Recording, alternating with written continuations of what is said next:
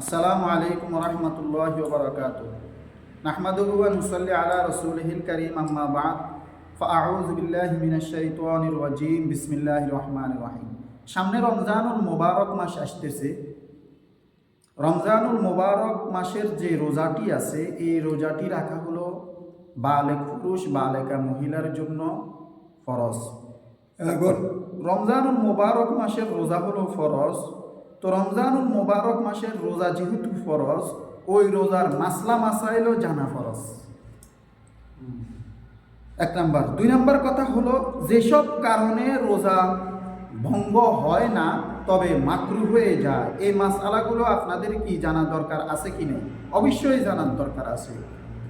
এক নাম্বার হলো বিনা প্রয়োজনে কোনো জিনিস চিবানো।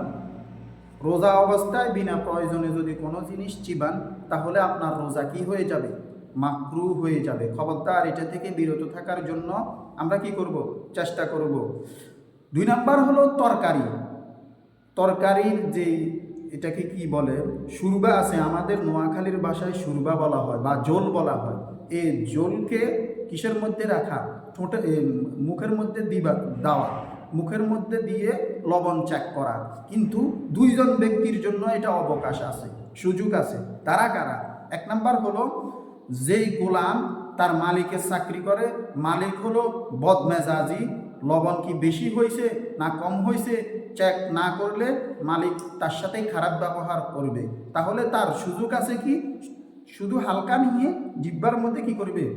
দেখবে লবণ বেশি হয়েছে নাকি কম হয়েছে। এক নাম্বার ব্যক্তি।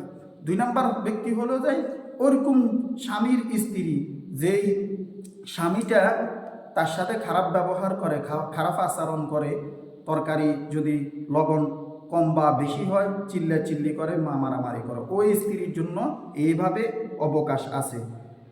এভাবে কি আছে? অবকাশ আছে। তিন নাম্বার হলো কোনো ধরনের মাজন, কোনো ধরনের, যেমন ভুল, তারপরে যে আমরা এটাকে কি করি, ব্রাশ করি না, ব্রাশ, এগুলা ব্রাশ করা দিনের বেলায় রোজা অবস্থায় ব্রাশ করা হলো মাকরু। কি জন্য মাকরু? কারণ দেখা গেছে যে ইচ্ছায় অনিচ্ছায় হালকা আপনার ভিতরে চলে যেতে পারে, এই জন্য মাকরু। তারপরে এটা সালি, আমাদের দেশে একটা সালি আছে না, সালি ব্যবহার করা রোজা অবস্থায় কি যাবে না। আর ব্যবহার করলেও খুব সতর্কতার সাথে ব্যবহার করতে হবে। 4 নাম্বার হলো গোসল ফরজ হয়ে গেল। আপনার কি হয়ে গেল? গোসল ফরজ হয়ে গেল। গোসল ফরজ হলো, কিন্তু আপনার রোজা অবস্থায় এদিক সেদিক ঘোরাফেরা করতেছেন, তখন আপনার রোজা মাকরু হয়ে যাবে। 5 নাম্বার হলো কোনো রোগীর জন্য নিজের রক্ত দেওয়া। কোনো রোগীর জন্য রোজা অবস্থায় রক্ত দিলে রোজাটা হয়ে যাবে, তবে মাকরু হবে। রোজার সওয়াবটা আপনি কি পাবেন? কম পাবেন। এত কষ্ট করে আপনি রমজানুল মোবারক মাসে রোজা রাখবেন, আপনি কি মাকরু করার জন্য? এবার আসেন 6 নাম্বার হলো গীবত করা। রমজানুল মোবারক মাসে আমাদের দেশে বেশিরভাগ সময় দেখা যায় যে দুপুরবেলায় নামাজ পড়ার জন্য আসে, এই দুপুরের পরে এবার বসি মসজিদে দোকানে আমরা বসি গীবত শেখায়ত করি। এটা তো কবিরা গুনাহ এবং কি রোজা মাকরু হয়ে যাবে। 7 নাম্বার হলো ঝগড়া করা। আমাদের দেশে এত বেশি এটা, রমজানুল মোবারক মাসে রোজা রেখে মাথা ঠিক থাকে না। মাথা ঠিক থাকে না, আমরা কি করি?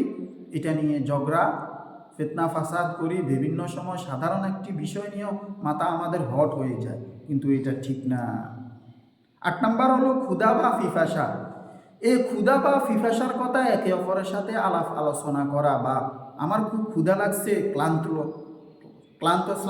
এই জিনিসটা মানুষের কাছে প্রকাশ করা, সেটা মুখের দ্বারা হোক, সেটা বডি ল্যাঙ্গুয়েজের দ্বারা হোক, এগুলা করা কি যাবে না। মুখে অধিক পরিমাণে থুতু একাত্র করে গিলে ফেলা। অধিক পরিমাণে থুতু কি করছেন আপনি?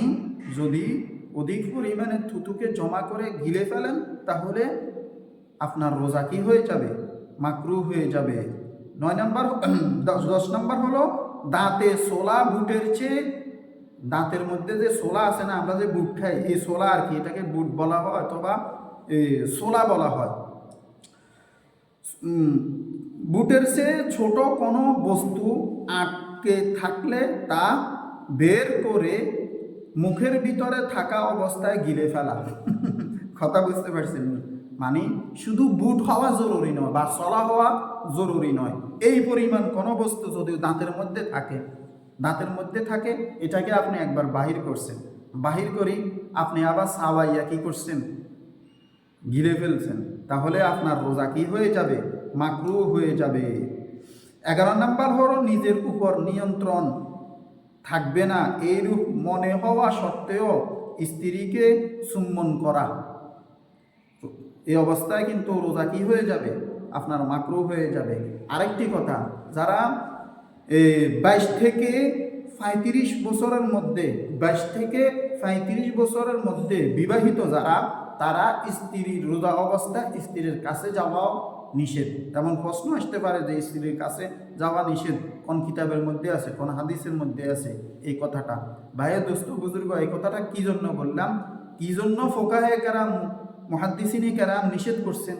কারণ 22 থেকে 35 বছরের মধ্যে লোকগুলার যৌন চাহিদা অনেক বেশি, ইচ্ছা অনিচ্ছায় কুল্লু বানি আদম খাত্তাউন ওয়া খায়রুত তাওয়াবুন। বনি আদমের তো স্বভাব, বনি আদমের চরিত্র, বনি আদমের মন মানসিকতাই এমন, বনি আদম ভুল করবে। এখন আপনার মনের অজান্তে বা আপনি ইচ্ছা করে অনিচ্ছা করে স্ত্রীর সাথে যদি দিনের বেলায় সহবাস করে ফেলেন, আপনার কি রোজা থাকবে? আপনি বলেন। মাকরু করতে যাইয়া রোজাই ভঙ্গ করে ফেললেন, তখন আপনার কি অবস্থা হবে?